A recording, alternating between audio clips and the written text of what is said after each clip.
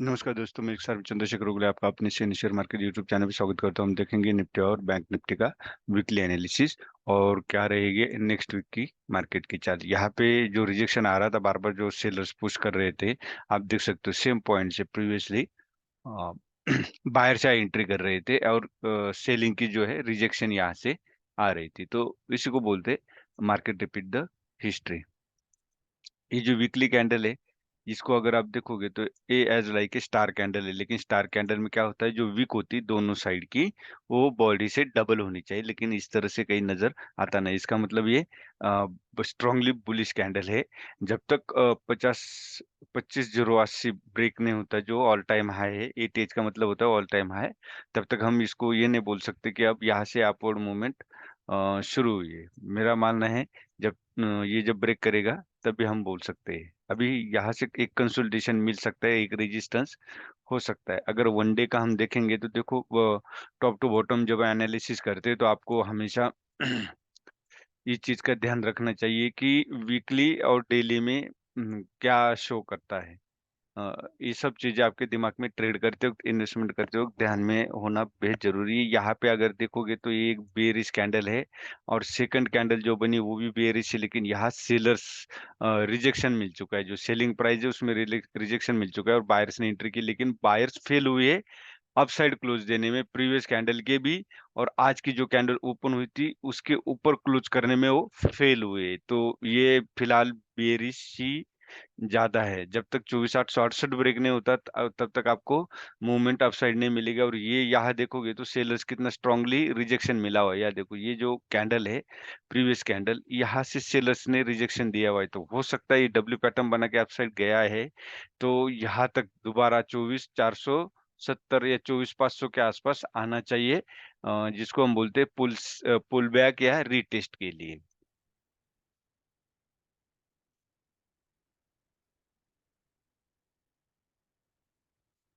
ये देखिए, यहाँ पे आप देख सकते हो कंसोलिडेशन मिला है। अगर ये ब्रेक होता है, ये जो ट्रेंड है ये डिसेंडिंग ट्रेंड लाइन है, तो ये अगर ब्रेक होती है तो आपको एक स्ट्रांगली मूवमेंट मिलेगी, क्योंकि ये 2 दिन का कंसोलिडेशन है बहुत ही छोटे से रेंज में। मतलब यहाँ देखोगे तो 24,770 और आप साइड देखोगे तो 24,870, 100 पॉइंट के बीच में 2 दिन से मार्केट कंसोलिडेशन कर रहा है। तो जब एक कंसोलिडेशन होता है तो उसको बोल सकते हैं हम, स्प्रिंग जितना दबाओगे उतनी ज्यादा वो मतलब जितनी उतनी लंबी वो खींच जाती है। तो यही यहाँ भी है कि ये कंसोलिडेशन 2 दिन से, तो अगर अपसाइड ब्रेक मिला तो बहुत ही अच्छा होगा, लेकिन अपसाइड की मूवमेंट थोड़ी सी वन डे कैंडल्स हमें कम दिखा रही है।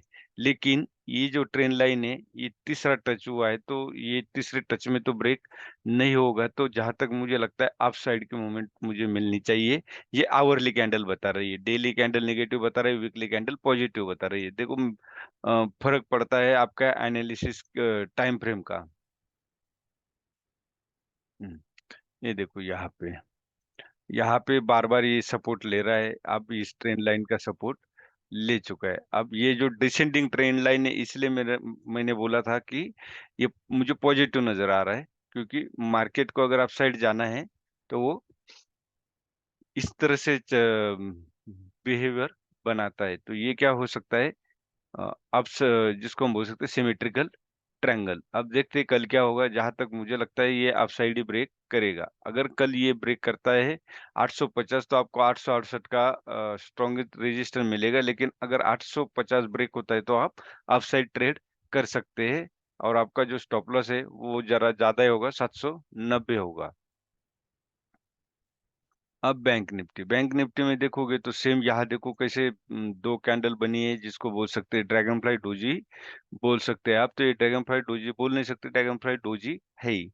और उसके ऊपर जो कैंडल बनी है, इसको अगर आप देखा जाए तो ये बॉडी से डबल है। तो थोड़ा सा यहाँ भी बायर्स और सेलर्स के बीच में एक टग ऑफ वार जिसको हम बोल सकते हैं, तो वो चल रहा है। तो इसलिए 51,120 जो हाई है वीकली कैंडल का, उसका ब्रेक होना बेहद ही जरूरी है। जब तक वो ब्रेक नहीं होगा, हम इसको अपसाइड मूवमेंट नहीं देंगे, क्योंकि मल्टीपल रेजिस्टेंस जिसको कहते हैं कि यहाँ भी डिसेंडिंग ट्रेंड लाइन है, ये ब्रेक करना भी बेहद ज़रूरी है, ये भी रेजिस्टेंस का काम करेगी। और ये अपसाइड से जो कैंडल लाइन है जो वेज की, ये भी एक रेजिस्टेंस का काम कर रही है। अब यहाँ वनडे में देखा जाए, वनडे में देख सकते हैं आप किस तरह से कैंडल बनी। यहाँ अगर बारीकी से देखोगे तो डार्क क्लाउड कवर अगर आपने सुना होगा, तो जो ओपनिंग के ऊपर जिसको गैप गैप अप ओपनिंग बोलते हैं, यहाँ क्लोज देने के बाद एक गैप अप ओपन हुआ और इसके हाफ के नीचे क्लोजिंग दिया है, तो ये एक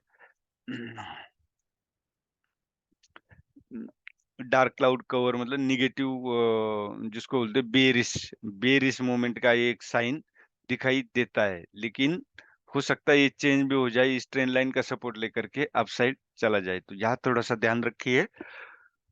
यह प्रोबेबिलिटी बेरिश की मुझे ज्यादा नजर आती है बैंक निफ्टी में। तो देखो दोनों निफ्टी और बैंक निफ्टी ये दोनों आप का कोई मेल अभी नहीं हो रहा है, तो मार्केट कंसोलिडेशन ज्यादा दे सकता है। अब देखो ये कैंडल है, ये दोनों का हाई या लो ब्रेक होता है, उस साइड हमने ट्रेड करना है। यहाँ भी बैंक निफ्टी में सेम निफ्टी की तरह 2 दिन का जबरदस्त कंसोलिडेशन है, तो ये स्प्रिंग दब चुकी है। अगर आप साइड ट्रिगर होता है तो well and good, down side होता है तो भी आप पुट साइड जा सकते हो। 50 800 और 51 120 ये 320 की रेंज है, ये ब्रेक होना बेहद जरूरी है। अप साइड याद रखिए कि मल्टीपल रेजिस्टेंस है बैंक निफ्टी के लिए। ये 5 मिनट में देखो किस तरह से स्प्रिंग बनी हुई है, ये ब्रेक होना बेहद जरूरी है। अगर हम यहाँ ट्रेंड लाइन भी खींचते हैं,